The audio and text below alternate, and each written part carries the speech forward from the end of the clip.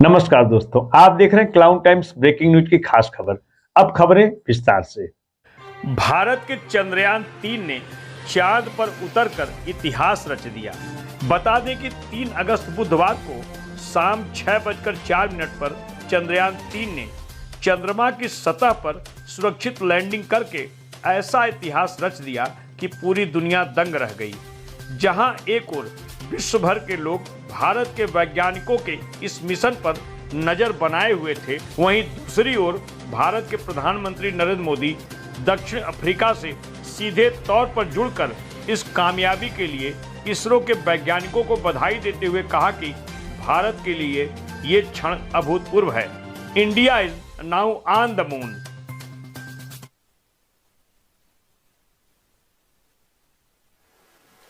नमस्कार। इसरो के इस महाअभियान से जुड़ने के लिए आप सादर आमंत्रित हैं।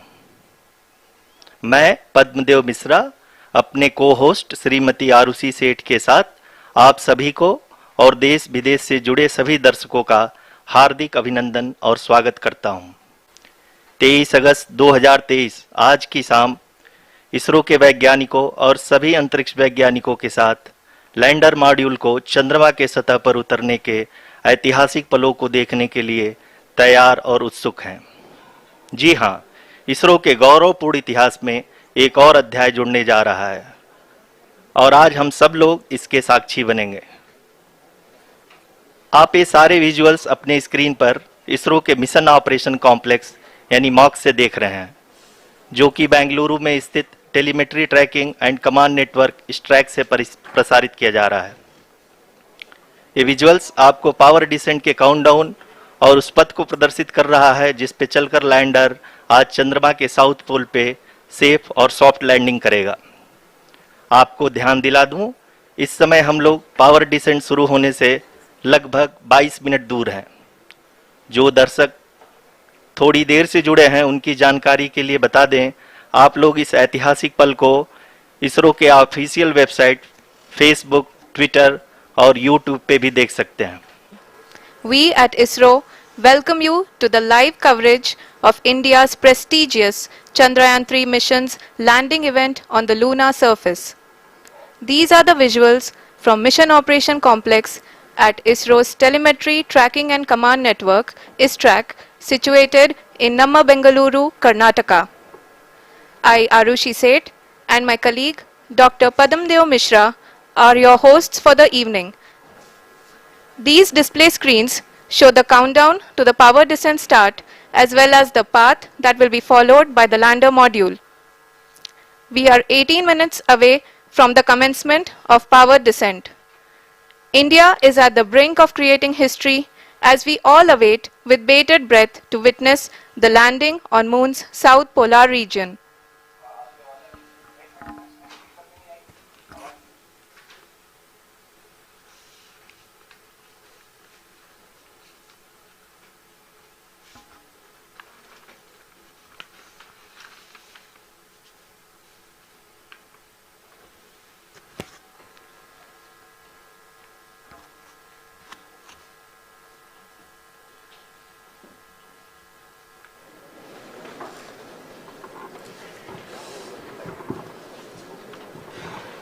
इसरो का पहला मून मिशन चंद्रयान-1 अक्टूबर 2008 में पीएसएलवी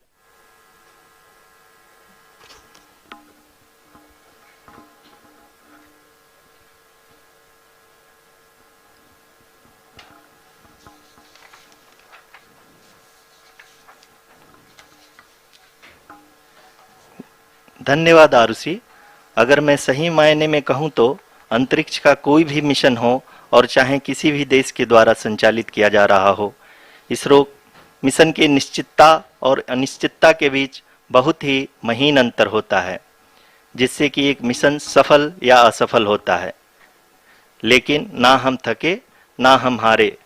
हमने पिछली कमियों को सुधारते हुए आज पूरी तरह से आश्वस्त किया है कि लैंडर मॉड्यूल निश्चित तौर पे चंद्रमा के सतह पर सेफ और सॉफ्ट लैंडिंग करेगा। सभी दर्शकों के जानकारी के लिए अब हम इसरो के अब तक के सभी लूनर मिशंस को संक्षिप्त विवरण प्रस्तुत करेंगे। जी हाँ, इसरो का पहला मून मिशन चंद्रयान-1 अक्टूबर 2008 में पीएसएलवी रॉकेट के द्वारा सफलतापूर्वक प्रक्षेपित किया गया था। चंद्रयान 1 ने चंद्रमा के सतह पर पानी की खोज करके पहले ही इतिहास रच चुका है। यही कारण है कि आजकल विश्व के तमाम अंतरिक्ष वैज्ञानिक और स्पेस एजेंसियां चंद्रमा को और करीब से जानने के लिए उत्सुक दिख रही हैं। अगर हम बात करें चंद्रयान 2 की, जो इसरो का दूसरा मिशन है, जुलाई 2019 में इसरो के सबसे ताकतवर रॉकेट LVM-3 द्वारा सफलतापूर्वक प्रक्षेपित किया गया था और आज भी लगभग 4 साल बाद यह चंद्रमा के 100 किलोमीटर के सर्कुलर ऑर्बिट में घूमते हुए बहुत ही उत्तम क्वालिटी का डेटा प्रदान कर रहा है। मिशन के प्रारंभ में इसकी आयु 1 साल निर्धारित की गई थी, परंतु LVM-3 द्वारा बहुत ही सटीक इंजेक्शन और मिशन मैनेजमेंट की वजह से चंद्रयान 2 काफी लंबे समय तक कार्यरत रहेगा। अब तक चंद्रयान 2 चंद्रमा के लगभग सभी भागों का चित्र ले चुका है। इसका एक बहुत ही महत्वपूर्ण पेलोड OHRC यानी कि ऑर्बिटर हाई रेजोल्यूशन कैमरा विश्व का सबसे बेहतरीन कैमरा है, जो कि चंद्रमा के सतह का लगातार पिक्चर भेज रहा है। अब मैं ROC जी से निवेदन करूंगा कि वो आप लोगों को इसरो के वर्तमान मिशन चंद्रयान 3 के बारे में बताएं। अभी आपने मिश्रा जी के द्वारा सुना इसरो के अब तक के लूनार मिशंस का विवरण। अब चलते हैं towards Chandrayaan 3, the follow-up mission of Chandrayaan 2, which has been designed to accomplish our mission goals. The primary objective of Chandrayaan 3 mission is the demonstration of safe and soft landing on the lunar surface. This demonstration is a critical aspect for ISRO's future interplanetary missions. In addition to this, the mission objectives also include demonstration of roving capability and conduction of in situ scientific experiments on Moon's surface. Carried on the shoulders of India's heaviest rocket LVM-3 on the 14th of July, Chandrayaan 3 was placed in the precise elliptic parking orbit of size 170 by 36,500 kilometers. ISRO, in its mission plan of following the incremental trajectory approach, carried a total of 5 earthbound maneuvers. The fifth apogee raising maneuver, which took place on the 25th of July, placed the spacecraft in an orbit of 250 by 1,27,000 kilometers.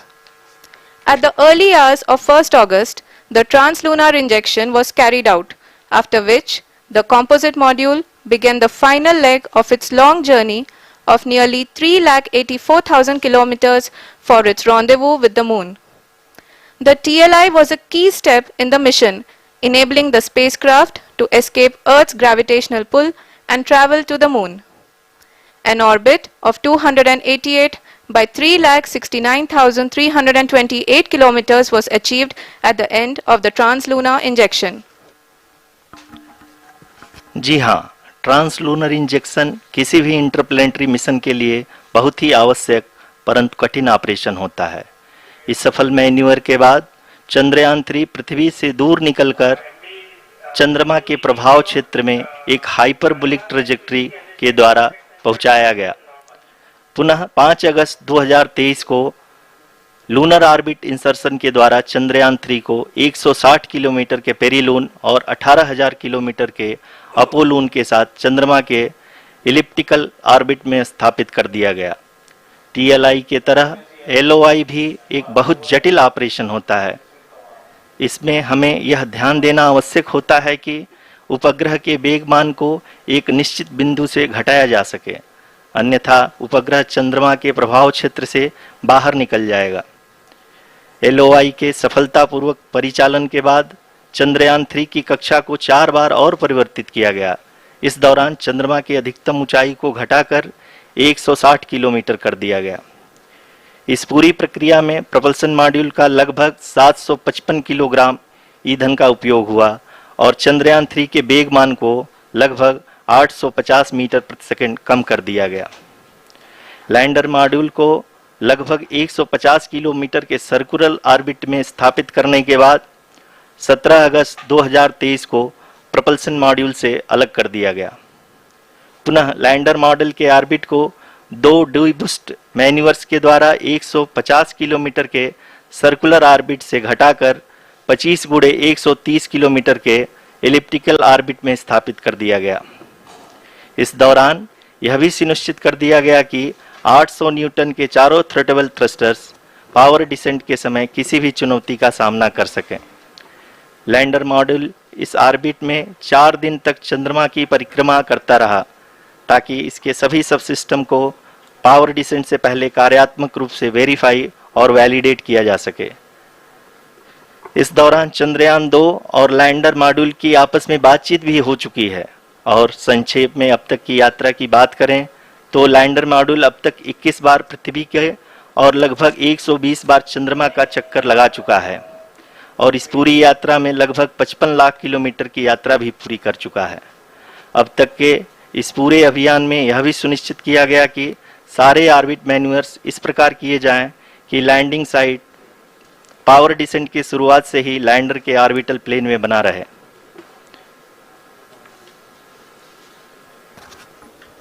Make it further complicated. That is true indeed. We have arrived at the crucial juncture wherein the orbit plane contains the desired landing site at the start of powered descent. We are also happy to announce that live images from the Chandrayaan 3 lander imager camera is being received continuously. The demonstration of soft landing on the moon's surface is no ordinary feat due to the innumerable challenges and complexities involved. The lander velocity has to be killed from nearly 6,048 kilometers per hour without any aid from the thin and tenuous moon's atmosphere. The lunar dust at the time of landing and the craters and boulders scattered over the moon's surface make it further complicated to achieve this. The new and improved Chandrayaan 3 design has been built after envisaging all the scenarios which the lander module can encounter. With several software improvements, provision for full-level redundancies, a plethora of special tests, namely the integrated hot test, integrated cold test, and lander leg drop tests were carried out for the lander module. The success of these tests has provided great confidence in the performance of all the onboard sensors, propulsion system, and associated guidance, control, and navigation algorithms. The key findings during the tests have enabled to improve the overall system performance. The largely unexplored south pole of the moon has been chosen as the intended landing site since there is a possibility of finding ice and other minerals which would be vital resources for future explorers. Apart from continuing investigations pioneered by Chandrayaan 1 and Chandrayaan 2, the Chandrayaan 3 mission will also provide invaluable data to the science community around the world. Let us give our viewers a glimpse on the configuration of Chandrayaan 3 mission.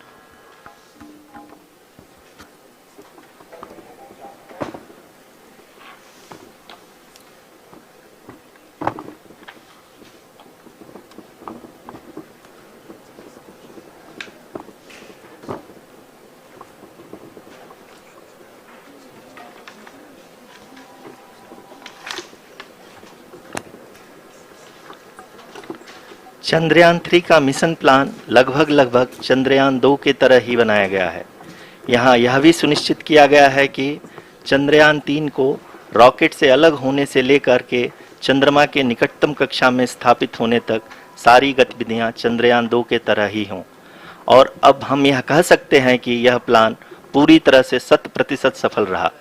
हालांकि lander module के sensors और propulsion system को इस तरह से मजबूत किया गया है कि लैंडर पावर डिसेंट के समय किसी भी आपदा से बाहर आकर के मिशन के मुख्य उद्देश्य को पूरा कर सके। इस क्रम में लैंडर के मुख्य सेंसर्स कारा, लासा, LHBC, LDV और LHDAC का कार्यात्मक परीक्षण भी किया जा चुका है। LDV जो कि पूर्णतः स्वदेशी तकनीकी से बनाया गया एक नया सेंसर है, इसका मुख्य कार्य लैंडर के वेलोसिटी को तीनों अक्षों में कंप्यूट करना है। पावर डिसेंट के दौरान लैंडर के सटीक पोजीशन और वेलोसिटी का ज्ञान होना बहुत ही आवश्यक है। लिराप यानी laser inertial referencing and accelerometer package इस कार्य को पावर डिसेंट के दौरान बखूबी निभाएगा। ट्रैजेक्टरी जनरेशन जो कि चंद्रयान 3 मिशन के लिए बहुत ही अहम है, क्योंकि हर ऑर्बिट मैन्यूवर के बाद यह सुनिश्चित किया जाता है कि लैंडर की मिशन ऑब्जेक्टिव को ना बदले। इस क्रम में मैं यह भी आपको बता दूं कि ऑर्बिट डिटर्मिनेशन, जो कि उपग्रह के पोजीशन और वेलोसिटी को बहुत ही एक्यूरेटली बताता है, एक बहुत ही कठिन और जटिल कंप्यूटेशन और एस्टिमेशन होता है। यहाँ यह भी जानना महत्वपूर्ण है कि चंद्रयान 2 का OHRC पेलोड अब तक काफ़ी ऊंचे स्तर का डैम प्रदान किया है, जिसके फलस्वरूप लैंडिंग साइट की सीमा को बढ़ाकर 4 × 2.4 किलोमीटर कर दिया गया है, जो कि पावर डिसेंट के दौरान सॉफ्ट लैंडिंग कराने में काफ़ी सहायक सिद्ध होगा। These instructions include the commands to be executed, data to be collected and analyzed, and decisions to be made and executed autonomously throughout the powered descent.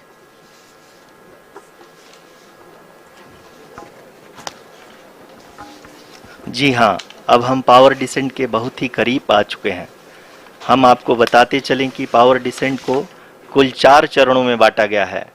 सबसे पहले आता है रफ ब्रेकिंग फेज, जिसमें लैंडर की ऊंचाई को चंद्रमा की सतह से 30 किलोमीटर से घटाकर 7.4 किलोमीटर कर दिया जाएगा।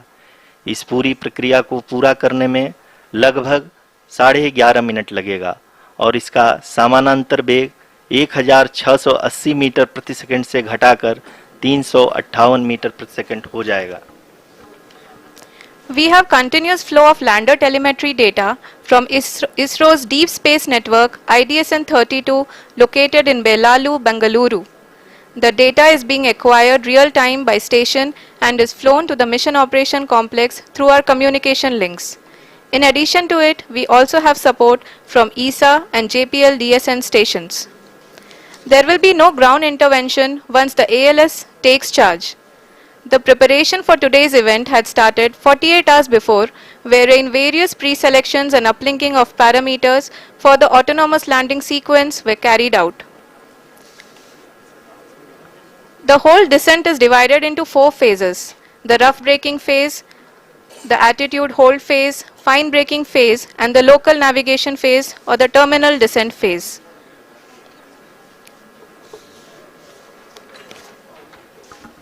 जी हाँ, एटीट्यूड होल्ड फेज, जो कि पावर डिसेंट का दूसरा चरण है, एक बहुत ही महत्वपूर्ण फेज है। इस 10 सेकंड के स्मॉल ड्यूरेशन के दौरान लैंडर के 2 महत्वपूर्ण सेंसर कारा और लासा लैंडर की ऊंचाई की गणना करेंगे। इस फेज के पूरा होते ही लैंडर चंद्रमा के सतह से कुल 6.8 किलोमीटर की ऊंचाई पर होगा। During the rough braking phase, the lander velocity shall be brought down from 1680 meters per second to 358 meters per second. The altitude will be brought down from 30 kilometers to 7.4 kilometers at the end of rough braking.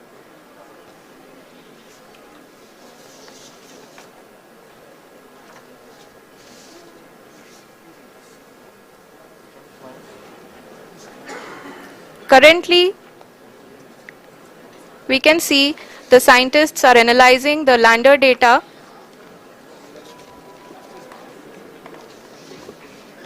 जी हाँ, हम ये देख सकते हैं कि mission operation complex रूप में बैठे सभी वैज्ञानिक ये जो भी डेटा देख रहे हैं वो डीप स्पेस नेटवर्क IDSN 32 के द्वारा प्रोवाइड किया जा रहा है।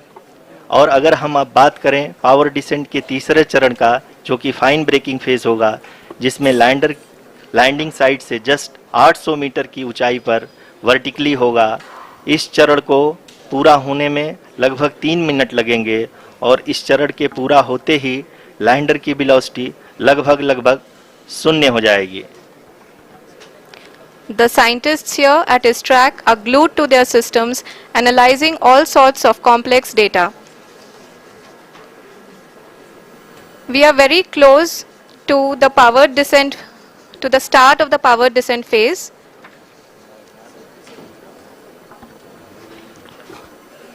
जी हाँ, अगर हम अब बात करें पावर डिसेंट के चौथे और अंतिम चरण का, जो कि लोकल नेविगेशन फेज या टर्मिनल डिसेंट फेज भी कहा जाता है, इस दौरान लैंडर के 2 इंजन बंद कर दिए जाएंगे और लैंडर के सेंसरों द्वारा इसके हाइट और वेलोसिटी की गणना इनर्शियल नेविगेशन को भेज दिया जाएगा।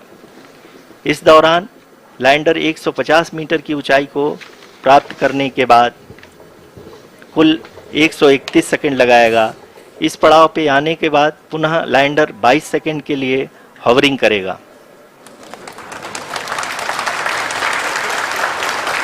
जी हाँ, अब हम देख सकते हैं रफ ब्रेकिंग फेज की शुरुआत हो चुकी है। अभी आप अपनी स्क्रीन पे देख सकते हैं कि लैंडर अब तक कुल 191 किलोमीटर हॉरिजेंटल दिशा में चल चुका है और अभी तक इसकी वेलोसिटी लगभग 31 किलोमीटर बनी हुई है। कुल 745 किलोमीटर के इस रफ ब्रेकिंग फेज में आप देख सकते हैं कि हम लोग लगभग अपनी यात्रा 20% कंप्लीट कर चुके हैं। पावर डिसेंट की यह शुरुआत हम कह सकते हैं कि बहुत ही सटीक और सधी हुई है, जिसमें लैंडर अपने वेगमान को अनुमानित तरीके से घटा रहा है। During the next phase, which is going to be the attitude hold phase, we can currently see that the altitude of the lander module is nearly 31 kilometers. आरयूसीसी अभी हम इस ग्राउंड ट्रेस को देखते हुए कह सकते हैं कि रफ ब्रेकिंग फेज की शुरुआत बहुत ही अच्छे तरीके से हुई है। आप ये देख सकती हैं कि जो भी प्रोजेक्टेड ग्राउंड ट्रेस है उसी पे अपना लैंडर मॉड्यूल आगे चलते हुए बढ़ रहा है। अभी तक ये देखा जा सकता है कि लैंडर मॉड्यूल लगभग 370 किलोमीटर क्षैतिज दिशा में चल चुका है। The mission operations team is analyzing the data.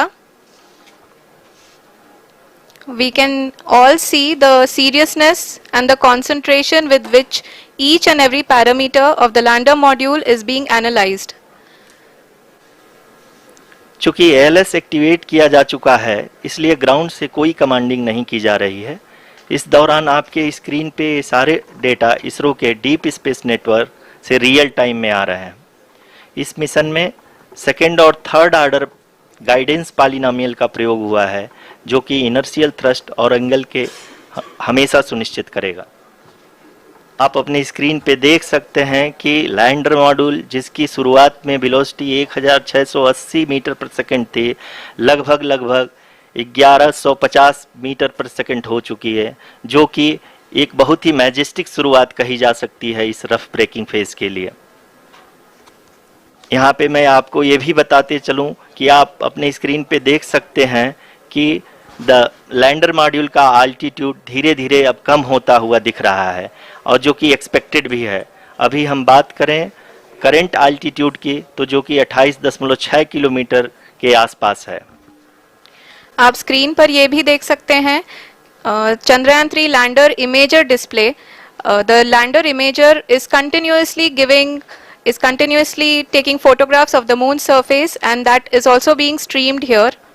करीब अपने आधे सफर को पूरा करते हुए इस रफ ब्रेकिंग फेज में लैंडर बहुत ही आगे की तरफ बढ़ते हुए अपनी ऊंचाई को घटा रहा है।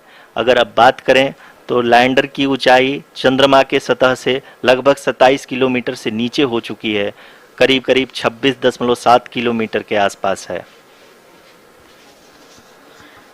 The next phase after the rough braking phase is the attitude hold phase, which will be for a duration of nearly 10 seconds. The lander will be oriented such that both the altimeters will be looking exactly towards the moon's surface. At the end of this attitude hold phase, height measurement update to navigation system will be given from the laser and car band altimeters. अगर हम ध्यान से देखें तो लगभग 8 minute की यात्रा के बाद लैंडर अपनी हॉरिजेंटल वेलोसिटी को लगातार कम करते हुए अपनी ऊंचाई, अभी की ऊंचाई के समय 24 किलोमीटर की ऊंचाई प्राप्त कर चुका है। अब तक के आंकड़े को देखते हुए हम कह सकते हैं कि लैंडिंग पूरी तरह से नॉमिनल है। यहाँ पर हम देख सकते हैं कि हॉरिजेंटल वेलोसिटी लगातार कम होती हुई दिख रही है। The altitude of lander from ground is currently 22 kilometer, which is again going to be coming down, and that is expected. We have currently traveled a downrange of 697 kilometers, and the downrange that has to be traveled during this phase is 713.5 kilometers. अभी आप देख सकते हैं कि lander की horizontal velocity लगभग 720 metre प्रति second हो गई है। हम ये कह सकते हैं कि 900 मीटर प्रति सेकंड वेलोसिटी को कम किया जा चुका है। At the same time, we can see the altitude of the lander is just 17.8 kilometer from the moon surface, which is going to be around 7.4 at the end of the rough braking phase.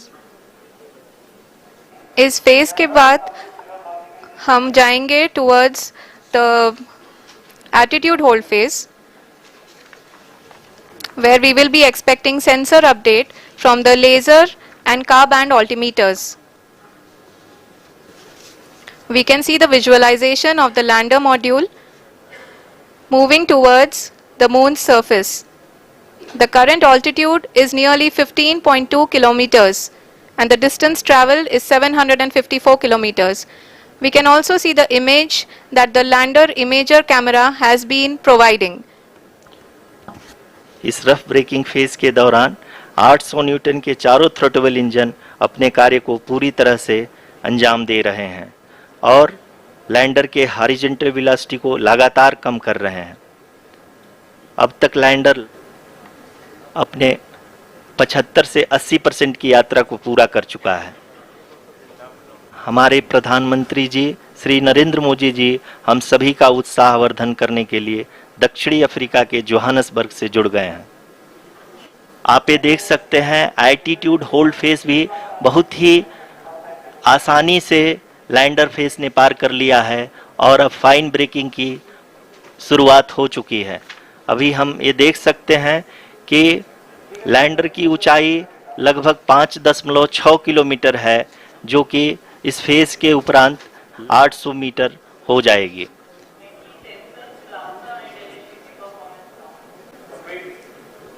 We can hear from the mission operations team that the sensors are performing nominally, and we are currently in the midst of the fine braking phase, which is going to continue for 3 minutes, and the altitude is going to be reduced to nearly 800 meters at the end of this phase. कि लगभग 3 minute के उपरांत lander की height लगभग 800 metre vertically होगी और यहाँ पे लैंडर की horizontal velocity, vertical velocity, even down range भी लगभग शून्य होगा। We can see the visual of the lander module, and we can see that the downrange traveled is nearly 831 kilometers.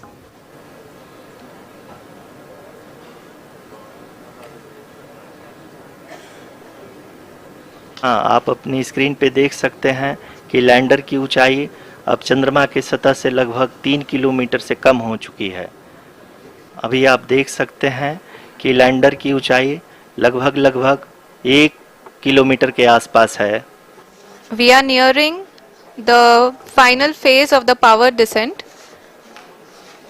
which is going to be the vertical descent phase or the local navigation phase.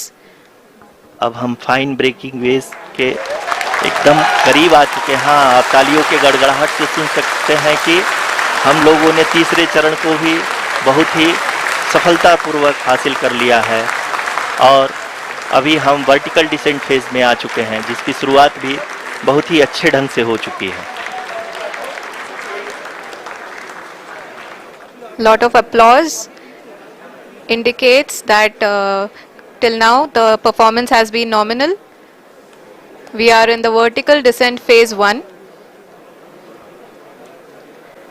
The altitude is being brought down from 800 meters and we are nearing and approaching the lunar surface.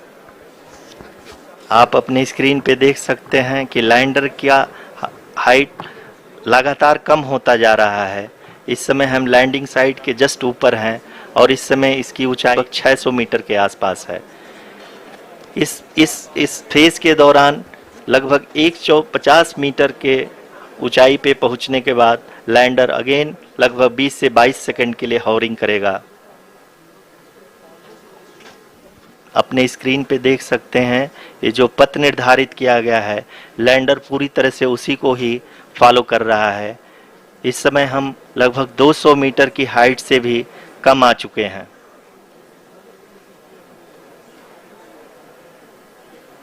अब हम ये देख सकते हैं कि हम लगभग 150 metre की ऊंचाई पे हैं चंद्रमा के सतह से।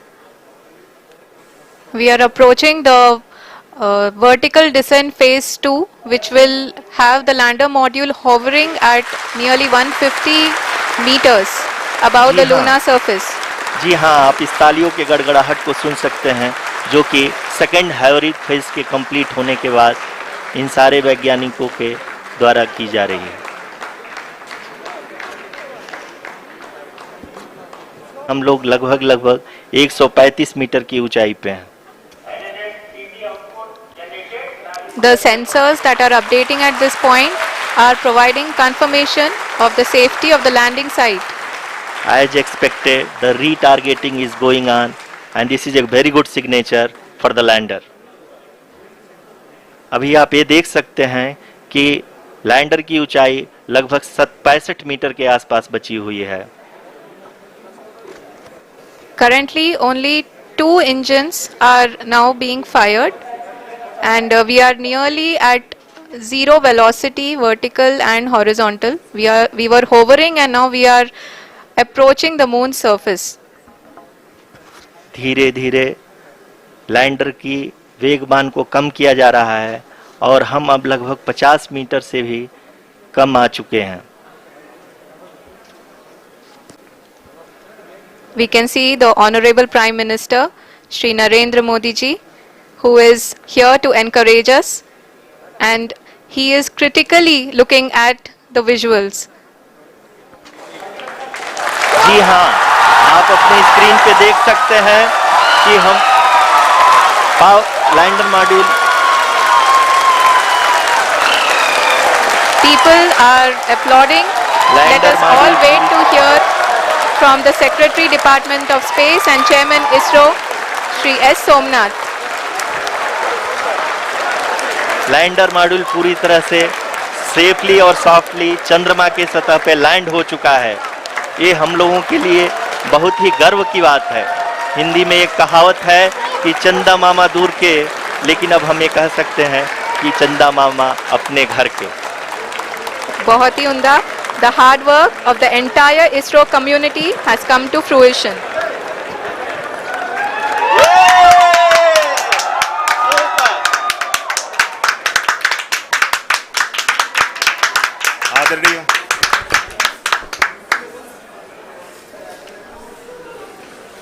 आदरणीय प्रधानमंत्री जी, नमस्कार।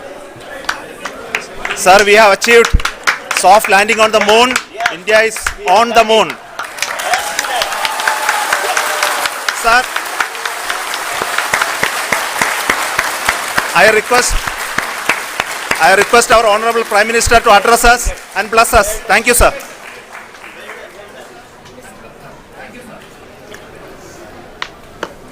मेरे प्यारे परिवारजनों, जब हम अपनी आंखों के सामने ऐसा इतिहास बनते हुए देखते हैं तो जीवन धन्य हो जाता है। ऐसी ऐतिहासिक घटनाएं राष्ट्र जीवन की चिरंजीव चेतना बन जाती है। ये पल अविस्मरणीय है। ये क्षण अभूतपूर्व है। ये क्षण विकसित भारत के शंखनाद का है। ये क्षण नए भारत के जयघोष का है। ये क्षण मुश्किलों के महासागर को पार करने का है। ये क्षण जीत के चंद्र पथ पर चलने का है। ये क्षण 140 करोड़ धड़कनों के सामर्थ्य का है। ये क्षण भारत में नई ऊर्जा, नया विश्वास, नई चेतना का है। ये क्षण भारत के उदयमान भाग्य के आह्वान का है। अमृत काल की प्रथम प्रभा में सफलता की ये अमृत वर्षा हुई है। हमने धरती पर संकल्प लिया और चांद पर उसे साकार किया। और हमारे वैज्ञानिक साथियों ने भी कहा, India is now on the moon. आज हम अंतरिक्ष में नए भारत की नई उड़ान के साक्षी बने हैं। साथियों, मैं इस समय ब्रिक्स समिट में हिस्सा लेने के लिए दक्षिण अफ्रीका में हूं, लेकिन हर देशवासी की तरह मेरा मन चंद्रयान महाअभियान पर भी लगा हुआ था। नया इतिहास बनते ही हर भारतीय जश्न में डूब गया है। भारत में तो हम सभी लोग धरती को मां कहते हैं और चांद को मामा बुलाते हैं। कभी कहा जाता था, चंदा मामा बहुत दूर के हैं। चंदा मामा बहुत दूर के हैं। अब एक दिन वो भी आएगा जब बच्चे कहा करेंगे, चंदा मामा बस एक टूर के हैं। ये दिन इस बात का प्रतीक है कि हार से सबक लेकर जीत कैसे हासिल की जाती है। एक बार फिर देश के सभी वैज्ञानिकों को बहुत बहुत बधाई और भविष्य के मिशन के लिए ढेरों शुभकामनाएं। बहुत बहुत धन्यवाद।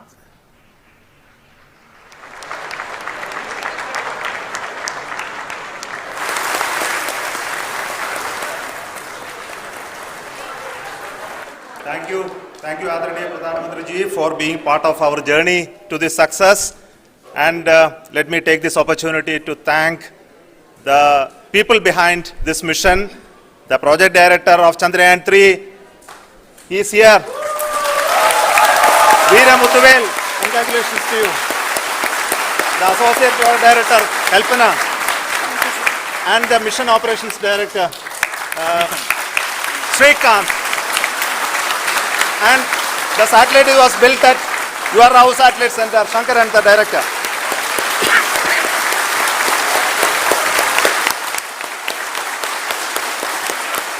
Thank you, sir.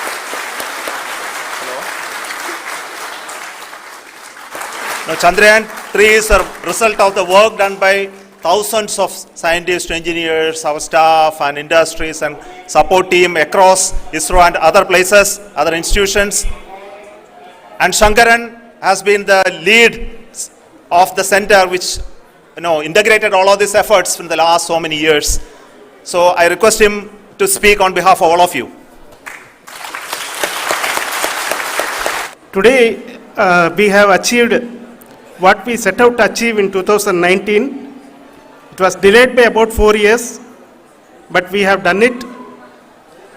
When Chandrayaan 3 was launched, Honorable Prime Minister called me and conveyed his greetings to each one of you and your family for the wonderful work you did in ISRO. So thanks are to him for the support that he is giving to us for missions like Chandrayaan 3 and the missions that are in the offing. I think that's a great word of comfort that we are receiving for pursuing the inspirational work that we are doing for the nation. Clown times YouTube channel की खबरों को आगे भी देखने के लिए channel को like करें, सब्सक्राइब करें, बेल आइकन को प्रेस जरूर करें। क्लाउन टाइम्स की खबरों को फेसबुक पेज पर देखने के लिए पेज को लाइक जरूर करें।